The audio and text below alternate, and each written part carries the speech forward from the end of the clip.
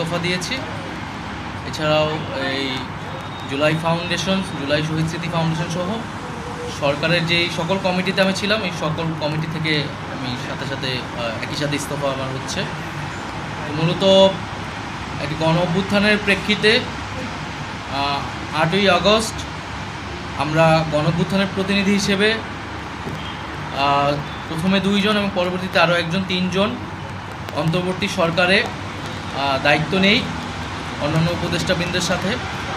তখন দেশের জাতীয় নিরাপত্তা এবং গণ অভ্যুত্থানের আকাঙ্ক্ষা বাস্তবায়নের লক্ষ্যে আমাদের সেই সময় দায়িত্ব গ্রহণ করাটা আমাদের কাছে মনে হয়েছিল যৌক্তিক।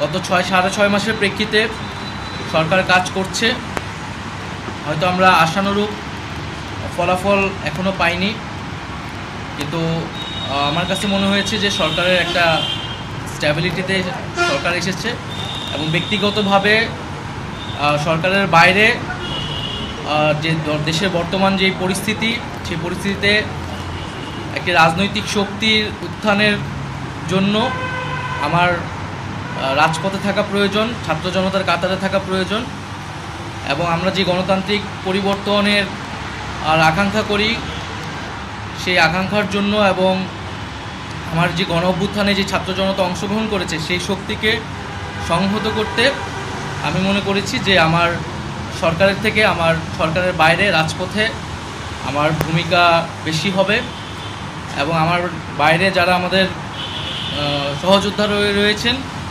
তারাও এটি চান এবং সেই প্রেক্ষিতে আমি মূলত আজকে পদত্যাগপত্র জমা দিয়েছি। গত 6 মাসে আমি আমার জায়গা থেকে চেষ্টা করেছি কাজ করে যাওয়ার। 2টি মন্ত্রণালয়ের বাইরেও অনেক অতিরিক্ত দায়িত্ব আমাদের পালন করতে হয়েছে। আমরা চেষ্টা করেছি এবং মন্ত্রণালয়গুলোতেও আমরা কিছু কাজ করেছি। সেই কাজের ফলাফল হয়তো সামনে জনগণ পাবে। 6 মাস খুবই কম সময়, তারপরও আমি চেষ্টা করেছি আমার কাজ আর ফলাফল সেটা জনগণ মূল্যায়ন করবে। তো আজকে থেকে মূলত আমি সরকারের আর কোনো দায়িত্বে নেই, এটি মূলত বলার জন্য আপনাদেরকে আজকে আমরা 3টা কোশ্চেন নিব।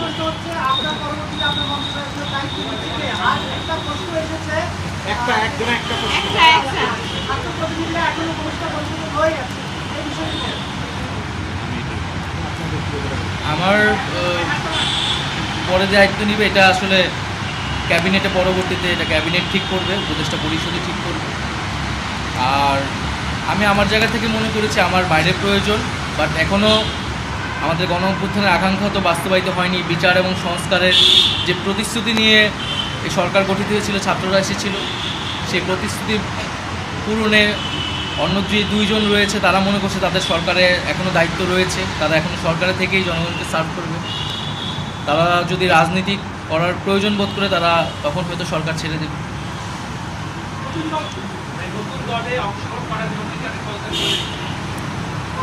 হ্যাঁ, নতুন যে রাজনৈতিক শক্তি এবং দল গঠন হচ্ছে আমি সেখানে অংশগ্রহণ করতে আমার অভিপ্রায় আছে এবং জনগণের সাথে মিশে আবারও জনগণকে ঐক্যবদ্ধ করা এবং আমাদের যে গণ অভ্যুত্থান এর যে প্রতিশ্রুতি সেটা বাস্তবায়নে মাঠে থেকে কাজ করার লক্ষ্যেই আমি সরকার থেকে পদত্যাগ করছি।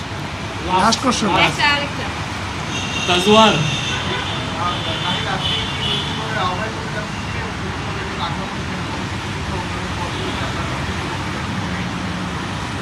এটার জন্য আপনাদের দলটির যেদিন ঘোষণা 28 তারিখ সেদিন পর্যন্ত অপেক্ষা করতে হবে, সেদিনই এটা জানা যাবে।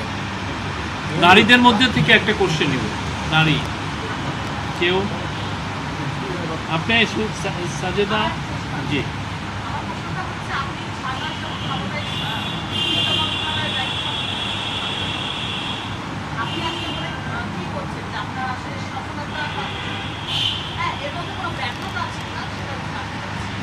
না, আমাদের তো অনেক সীমাবদ্ধতা ছিলই, আমরা সেই সীমাবদ্ধতাগুলো কাটানোর চেষ্টা করেছি সবসময় এবং এখানে সীমাবদ্ধতা ছিল, আমলাতান্ত্রিক জটিলতা ছিল। আমরা এসে এই ব্যুরোক্রেসিকে যেভাবে পেয়েছি, এখানে পুলিশ যে তার আত্মবিশ্বাসের ঘাটতি হয়েছে আন্দোলনের পরে এবং একই সাথে এখানে এই জুলাই গণহত্যাকারীদের জুলাইয়ের যারা গণহত্যাকারী তাদেরকে গ্রেফতারের বিষয়টা, বিচারের বিষয়টা, সেই বিষয়ে আমাদের কিছু সীমাবদ্ধতা থাকা সত্ত্বেও আমরা কাজ করেছি। আমি জনপ্রশাসন কমিটির একটা দায়িত্বে 2 সপ্তাহের মতো ছিলাম।